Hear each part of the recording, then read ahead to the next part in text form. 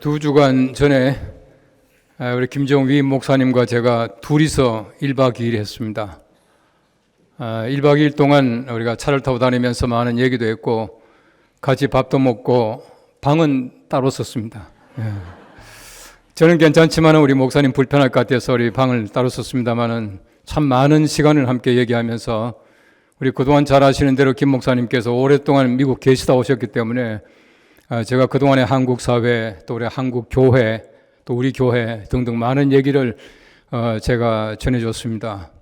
또 우리 목사님도 궁금한 건 많이 저한테 또 이렇게 얘기도 하고 또 제가 답변하는 그런 시간도 가졌고 또 둘이서 함께 다니는 시간이 굉장히 즐거운 시간이었습니다.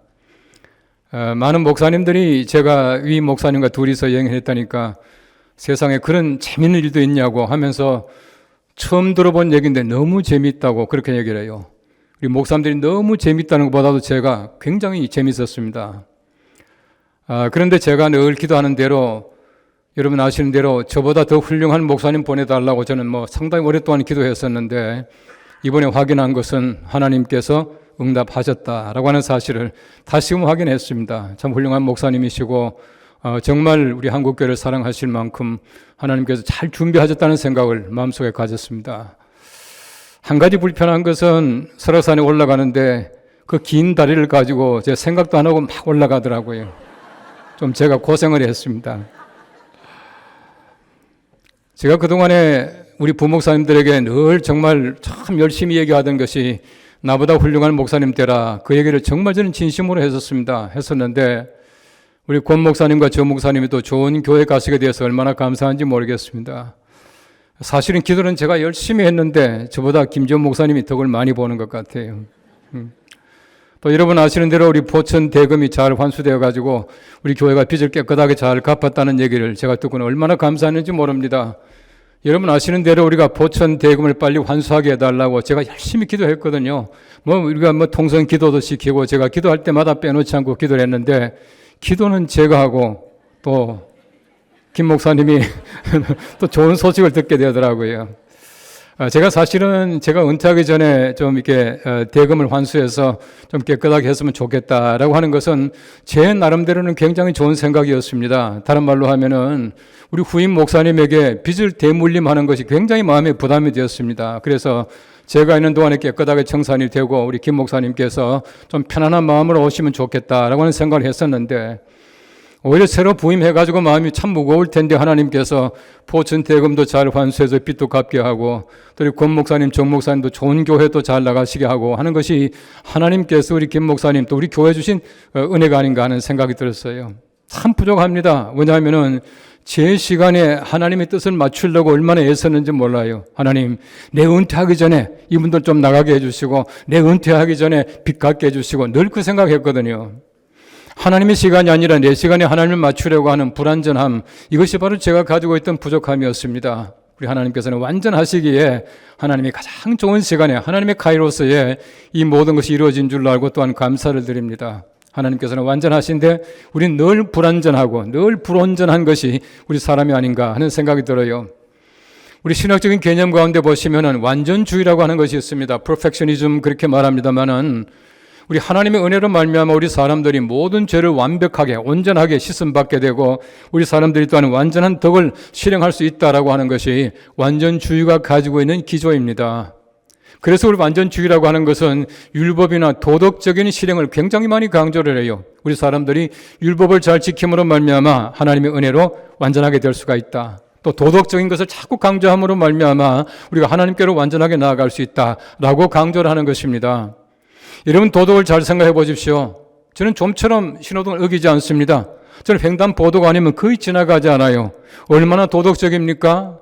이런 도덕주의라고 하는 것은 외형적으로 그럴듯하지만은 하나님이 보시는 것은 그것이 아니에요. 내가 신호등을 잘 지키는가, 또 내가 잘 도덕적으로 살아가는가, 이것이 아니라 우리 속에 하나님의 거룩한 성품을 가지고 있느냐, 이게 하나님이 보시는 것이거든요. 그래서 소위 말하는 이 완전주의와 짝을 이루고 있는 이단이 무엇인가 하면 도덕주의라 그렇게 말하고 있습니다. 도덕주의는 항상 보면은 외형적으로 그럴듯한 모습을 강조하고 있다라고 하는 것입니다.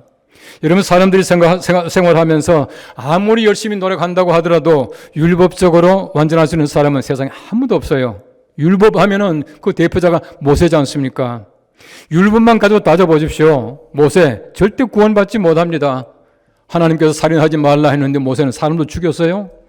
얼마나 많은 죄를 지었습니까? 하나님 섭섭하게 했거든요.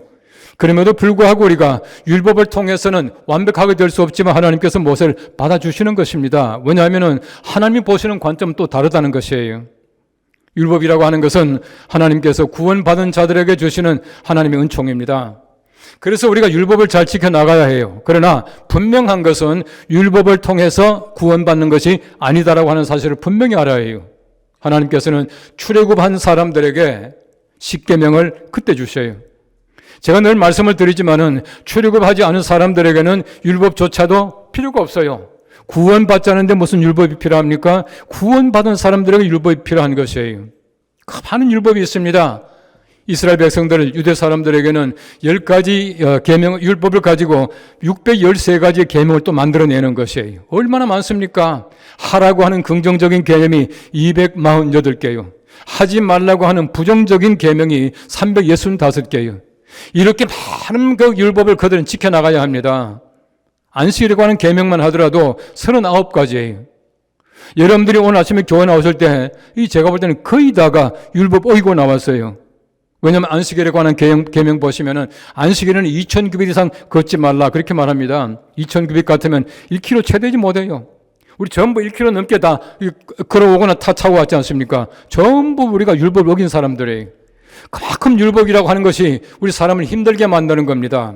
그래서 바울은 말하기를 계명이 오히려 나를 죽게 만든다. 그렇게 말할 만큼 계명 때문에 오히려 많은 고통을 가지게 되는 것이에요. 우리 흔히 말하기를 철들다 죽는다 그렇게 말하잖아요. 철들지 마세요. 죽습니다. 이 말이 무슨 말이냐 하면은 우리가 죽기 전까지는 항상 미흡하다는 겁니다. 얼마나 부족한지 몰라요. 제가 은퇴할 때도 얘기했지만은 은퇴할 때쯤 되면 괜찮은 줄 알았는데 얼마나 미숙한지 모릅니다. 얼마나 서툰지 몰라요. 다시 말하면 우리가 죽을 때까지 불완전합니다. 하나님의 거룩하신 나라 들어가야 비로소 우리가 온전하게 되고 구원으로도 말해도 하나님의 나라 들어갈 때 우리가 비로소 영화의 단계에 들어가는 것이에요. 영화의 단계에 들어가지 못했습니다. 이미 구원받았지만은 영화에 이르지 못하기 때문에 우리가 많은 죄를 짓게 되고 부족하게 되고 이렇게 살아가는 것이에요. 하나님께서 원하시는 것은 우리가 하나님의 거룩하신 나라에 들어갈 때까지 하나님께서 우리를 함께 하시고 보호해주시는 것입니다. 욥기 1장 1절 말씀에는 말합니다. 우스 땅에 욥이라 불리는 사람이 있었는데 그 사람은 온전하고 정직하여 하나님을 경외하며 악에서 떠난 자들아 라고 말하고 있어요. 이런 보십시오. 얼마나 이 온전이라고 하는 말이 많이 나옵니까? 이게 제가 자주 얘기하지만은 욥기서의 주제가 무엇입니까? 고난이 아니라 회복이에요. 고통이 아니라 축복입니다. 근데 제가 이번에 말씀을 준비하면서 욥기의 주제를 새롭게 발견했어요. 욥기의 주제는 온전입니다. 온전이에요. 온전이라고 하는 단어가 얼마나 많이 나오는지 몰라요. 탐이라고 하는 말인데 이 탐이라고 하는 말은 하나님 앞에 드리는 모든 제물에 흠이 없는 것을 얘기한다 이렇게 말을 해요. 우리가 하나님 앞에 마찬가지입니다. 온전한 사람이 무엇입니까? 온전하다라고 하는 것은 하나님 앞에 우리가 제물같이 드려질 때에 흠이 없게 하나님 앞에 드려지는 것을 얘기하고 있어요. 욥기 전체 보니까 12번이 나와요. 굉장히 빈번한 단어입니다. 왜 빈번하게 나타납니까? 욥은 온전했다는 겁니다. 온전하고 정직함으로 말미암아 하나님을 경외하고 악에서 떠나고 살아갈 수 있었다. 그렇게 말하고 있는 것이에요. 여러분 세상 바라보십시오. 얼마나 악이 많습니까? 얼마나 하나님을 경외하기를 두려워합니까? 또 무시합니까? 이럴 때 우리가 하나님을 온전하게 섬기고 정직하게 섬기는 방법은 욥처럼 살아가는 것이에요. 하나님께서 원하시는 것은 도덕적인 온전이 아닙니다. 하나님 안에서 은혜로 말미암아 우리가 하나님의 온전함을 배워나가야 해요. 하나님의 온전하심처럼 우리가 온전해야 되는데 이 온전함이라고 하는 것은 하나님의 선물이라 생각이 되어지는 것입니다. 흔히 우리가 말하기를 저 사람은 법 없이 살아갈 수 있는 사람이다 그렇게 말하잖아요. 사실일까요? 진짜 법 없이 살아갈 수 있을까요? 여러분 세상에 그런 사람이 없다는 겁니다. 우리가 전부 불완전하기 때문에 법 없이는 절대 살아가지 못해요. 법으로 말미암아 내가 그래도 율법적이며 나름대로 선하게 살아갈 수 있는 길을 열었다 그렇게 말할 수 있게 되는 것입니다. 욥이라고 하는 사람이 하나님께서 사탄에게 시험해 보라고 말할 만큼 온전하고 정직하고 악에서 떠나고 하나님 경외했지만은 욥기 42장 말씀 보십시오. 모든 고통을 다 겪고 나서 회복합니다. 다시금 많은 재물이 생겼습니다. 다시금 아들, 딸이 생겼습니다. 다시금 모든 병이 나았습니다. 그때 욥을 보십시오. 42장 6절 말씀 말합니다. 그러므로 내가 스스로 거두어드리고 티끌과 재 가운데서 뭐 한다고요? 회개하나이다 그랬어요. 그 온전한 사람이, 하나님께서 인정하는 그 온전한 사람이 회개합니다라고 말하잖아요. 왜 회개합니까? 우리 사람은 본성적으로 죄를 가지고 있고 악에 살 수밖에 없다는 거예요. 이미 세례받았습니다. 그러나 날마다 우리가 하나님의 거룩하심을 닮아가야 해요. 이미 내가 은혜 받았습니다. 오늘만이 아니라 계속해서 우리가 그렇게 살아가야 해요. 이미 목욕했습니다. 예수님께서 말씀하신 대로 발은 씻어야 해요. 그렇게 해야 우리가 온전한 하나님의 사람의 모습을 갖춰 나갈 수가 있다라고 하는 것입니다. 우리 세상에서 정직이 없고요, 온전치 못하고 여러 가지 많은 악한 세상 속에서 욥을 통하여 온전한 하나님의 사람의 모습, 정직한 하나님의 사람을 다시 한번 마음속에 새기며 배우는 귀한 시간 되시기를 바랍니다. 오늘 성경 첫째는 말합니다. 하나님이 인정하시는 온전한 사람이 되어야 합니다 라고 말합니다. 오늘 2장 3절 상반절을 보십시오. 여호와께서 사탄에게 이르시되 내가 내 종 욥을 주의하여 보았느냐. 그와 같이 온전하고 정직하여 하나님을 경외하며 악에서 떠난 자가 세상에 없느니라 라고 말하고 있어요. 하나님이 인정하신 사람이에요. 세상에 없을 만큼 온전하고 정직한 사람, 욥을 지금 하나님께서 얘기하시는 것이에요. 하나님 눈에 볼 때 온전한 겁니다. 우리가 세상 사람들이 볼 때 괜찮은 사람이 있어요. 우리 모두가 다 그런 사람들입니다. 적어도 우리 세상 사람들보다는 얼마나 정직합니까? 얼마나 괜찮습니까? 얼마나 착합니까? 사람이 사람을 인정하는 것이 아니라 우리가 하나님 앞에 인정받는 사람이 되어야 해요. 욥은 세상이 인정하는 사람이 아니라 하나님께서 정직하다고, 온전하다고, 악에 떠났다고 인정하는 사람이었습니다. 온전하고 정직해야 하나님 경외해요. 온전하고 정직해야 악에서 떠나갑니다. 온전치 못하면 우리가 악과 더불어 살아갈 수밖에 없는 것이에요. 정직하지 못하면 우리 세상에서 악한 일을 저지르고 살아갈 수밖에 없다고 하는 것입니다. 그래서 온전과 정직이라고 하는 것은 계속해서 욥기에서 반복이 되더라고요. 왜 반복이 됩니까? 그만큼 하나님께서 신뢰하고 하나님께서 세상에 자랑하고 싶은 사람이 바로 욥이었습니다. 그래서 하나님께서 그렇게 말씀하시는 것이에요. 여러분, 세상에 죄 없는 사람이 있겠습니까? 가톨릭에서는 이 성모 마리아가 죄 없는 사람이라 그렇게 말합니다. 인류 최초의, 인류 유일의 죄 없는 사람이 성모다 그렇게 말하고 있어요. 정말 그럴까요? 성령으로 잉태했다고 해서 죄 없는 사람이 아니에요. 제가 볼 때는 그렇습니다. 만일에 정말 마리아가 죄가 없다면은, 죄가 없는 사람으로 태어났다면은 성령 어디엔가에 성모가, 예수님의 어머니 마리아가 죄가 없다라고 하는 사실을 기록하고 있을 겁니다. 제가 볼 때는 그렇습니다. 아니면 천사가 마리아에게 너는 죄 없이 태어났다라고 아마 천사가 얘기했을 거예요. 한마디가 없습니다. 그런데 가톨릭에서는 성모 구원설이 있잖아요. 예수님뿐만 아니라 성모를 통해서 구원받는다 그렇게 말하고 있습니다. 더더구나 성모 무염시태라는 말이 있습니다. 죄 없이 이 땅에서 태어난 사람이다 그렇게 말해요. 또한 그 성모를 몽소 승천이라는 말을 합니다. 평생 처녀로 살다가 승천했대요.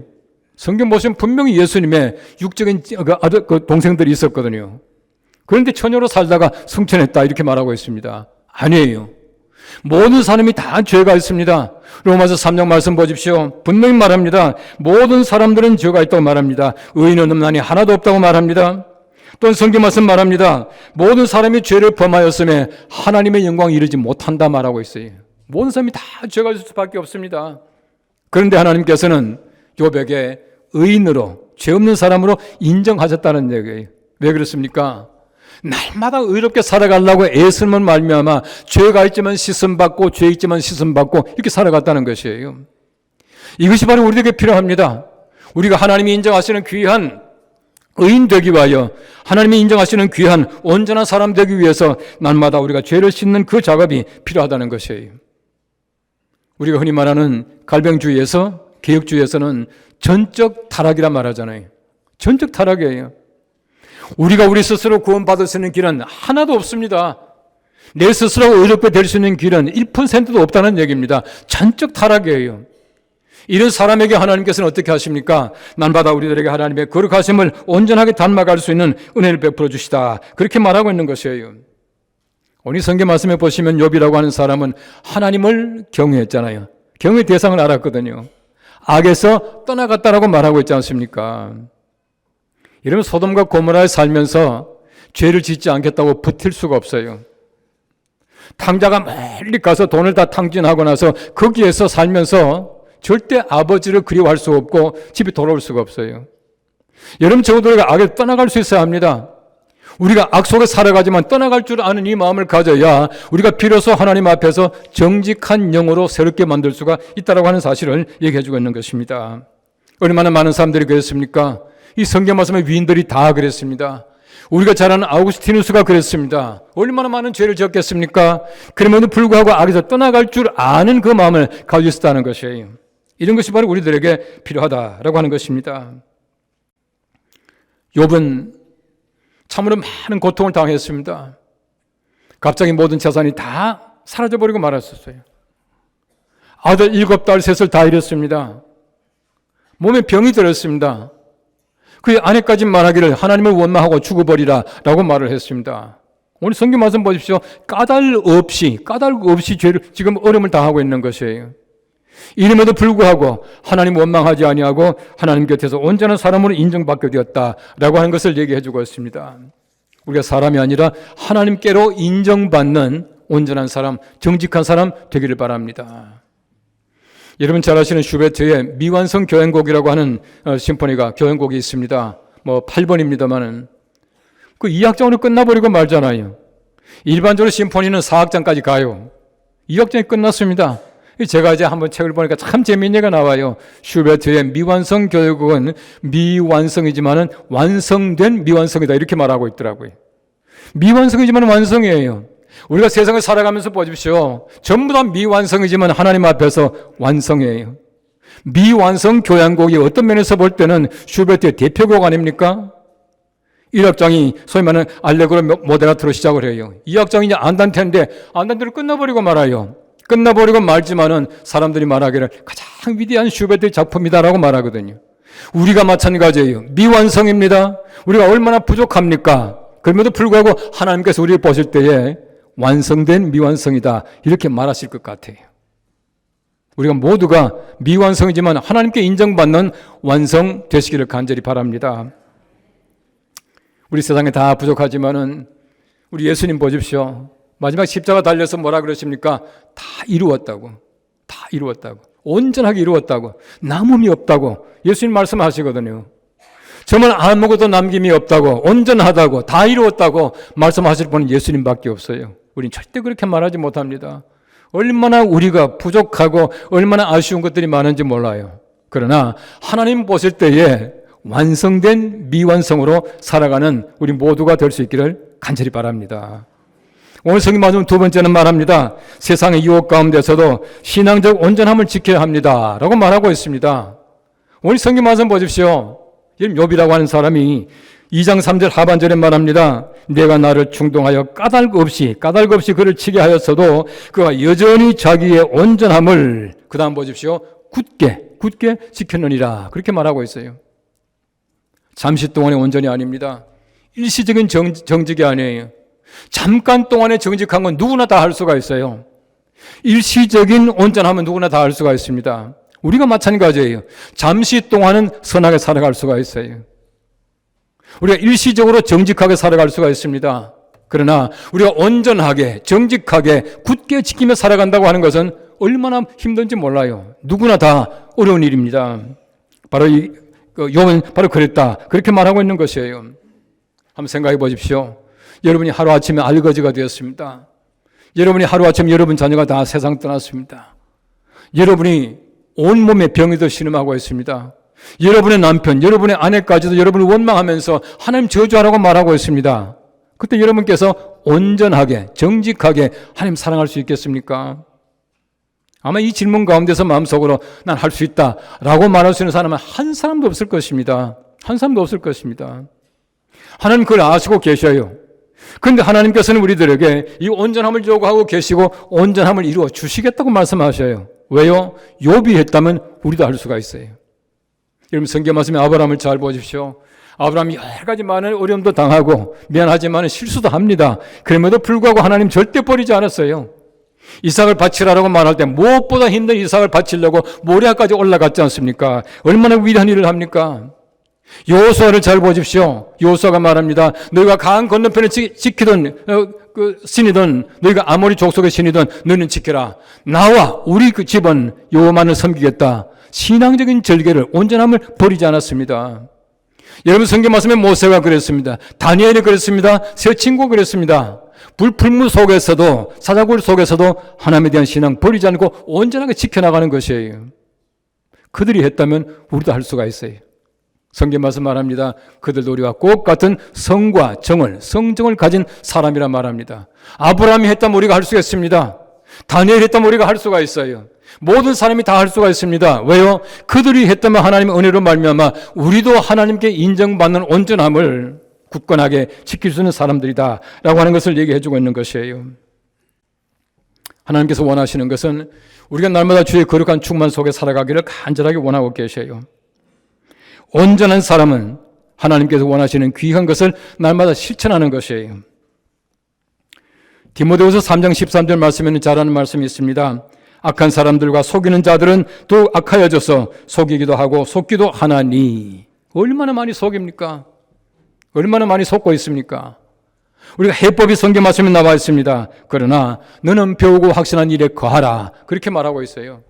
우리가 얼마든 세상에서 악을 넘어갈 수 있는 능력을 가지고 있다. 그렇게 말하고 있어요.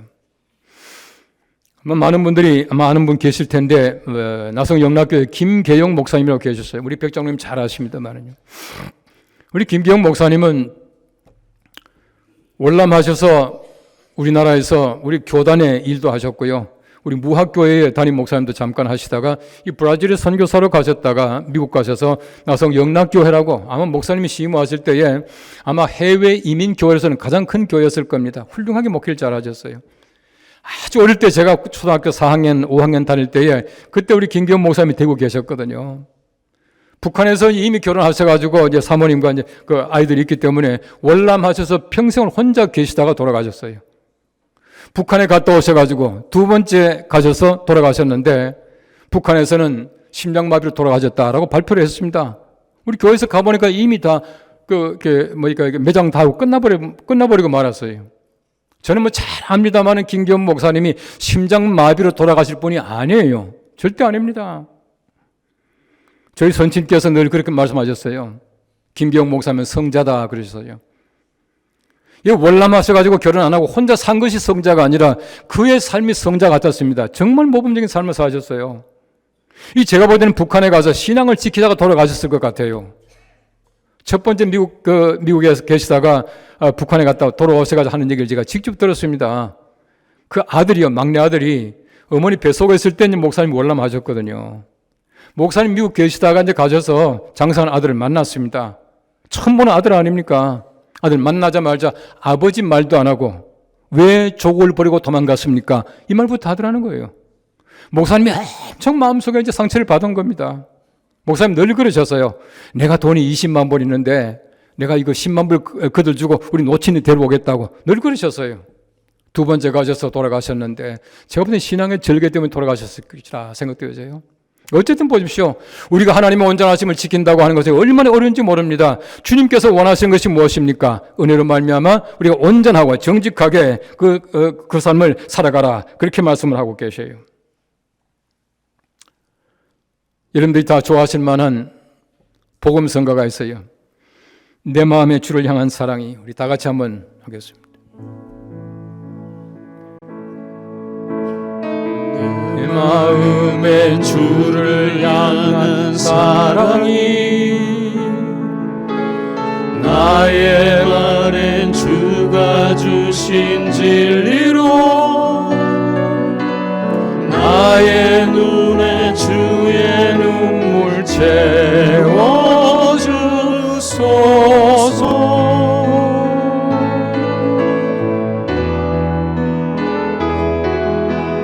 내 입술에 찬양의 향기가 손에는 주를 닮은 섬김이 나의 삶에 주의 흔적 남게 하소서.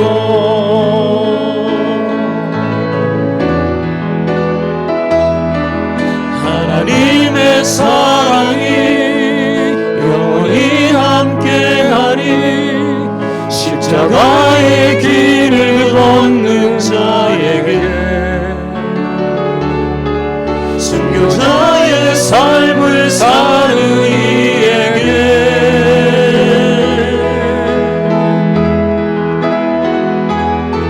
조롱하는 소리와 세상 유혹 속에도 주의 순결한 신부가 되리라. 내 생명 주님께 드리리. 저는 이 찬송을 부를 때마다 주의 순결한 신부가 되리라, 이 소절이 너무 좋아요. 우리 모두가 얼마나 부족합니까? 얼마나 세상에 때가 많이 묻었습니까? 그럼에도 불구하고 우리가 하나님 앞에 설 때에 정말 점도 없고 흠도 없고 순결하고 깨끗한 신부로 설 수 있다고 하는 것이 얼마나 감사한지 몰라요. 아마 우리 하나님께서 우리들에게 그렇게 만들어 주실 것이에요. 지금 비록 부족하지만은 하나님께서 우리들에게 깨끗하게 씻어서 순결한 신부같이 주님 앞에 설 수 있게 되기를 간절히 바랍니다. 제가 오늘 책을 보니까 참 재미있는 말이 나와요. 당신의 불완전한 점들이 당신을 아름답게 한다. 얼마나 재미있는 말입니까? 이러면 세상에서 너무 깨끗하면 재미가 없어요. 너무 죄 짓지 않고 살아가게 되면 사람이 융통성이 없는 듯이 보여요. 루트의 친구 가운데서 멜랑히톤이라는 친구가 있었는데 이 친구가 너무 고미한 삶을 살아가는 거예요. 아무리 봐도 사람이 흠잡을 데가 없을 만큼 정결한 거예요. 루트가 한 번은 자기 친구인 멜랑히톤에게 화를 냈답니다. 밖에 나가 죄 좀 짓고 오라고. 그렇게 하나님께서 할 일이 있지 않냐고 그렇게 말했다고 그래요. 우리 사람들 눈에 보십시오. 아무리 정결하다고 하지만은 그 속에 하나님의 성품을 가지고 있지 않으면 하나님 보실 눈은 다를 수가 있어요. 우리 하나님 앞에서 정말 정결하고 하나님 앞에서 정말 순전한 그런 깨끗한 모습으로 살아갈 수 있도록 노력하셔야 돼요. 성령의 은혜로 말미암아 가능한 줄로 믿습니다. 우리 가운데서 완벽한 사람 절대 없어요. 우리 가운데서 정말 결점만 가지고 있고 불완전하기만 한 사람은 없습니다. 하나님의 은혜 가운데서 우리가 하나님께서 원하시는 귀한 온전함과 정직함을 지켜나갈 수가 있으리라 생각이 되어집니다. 우리 하나님 앞에서 오늘 성경 말씀에 욥이라고 하는 사람은 바로 이 정결함과 이런 마음을 가지고 있었기 때문에 하나님을 경외하고 악에서 떠났다고 말하고 있습니다. 어떻게 하면 하나님 경외할 수 있습니까? 하나님을 경외하는 제1방법이 무엇이냐면 예배하는 것이에요. 여러분 예배에 목숨을 걸기를 바랍니다. 예배만은 지금 하나님이 가장 기뻐하시는 것이에요. 이때 우리가 세상에 나가서 악에서 떠나갈 수가 있습니다. 욥을 통해서 우리가 다시 한번 우리의 온전함을 살펴보시고 정직함을 살펴보시고 하나님 앞에서 끊임없이 온전과 정직을 인정받았던 욥의 신앙을 본받아서 우리 세상에서 그렇게 살아갈 수 있는 귀한 주님의 성도들 되시기를 간절히 바랍니다. 기도하겠습니다. 우리 하나님 감사합니다. 우리 욥을 통해서 귀한 하나님의 사람들의 모습을 봅니다. 우리가 온전케 하시며 정직하게 하셔서 하나님을 경외하며 우리 세상에서 악에서 떠난 삶을 살아갈 수 있는 거룩한 주님의 백성들, 주님 앞에 순결한 신부가 되게 하여 주시옵소서. 우리 위 목사님 멀리가 계시는데 주님 건강하게 거룩한 사역을 잘 마치고 돌아올 수 있도록 은혜를 베풀어 주시옵소서. 예수님의 이름으로 기도합나이다.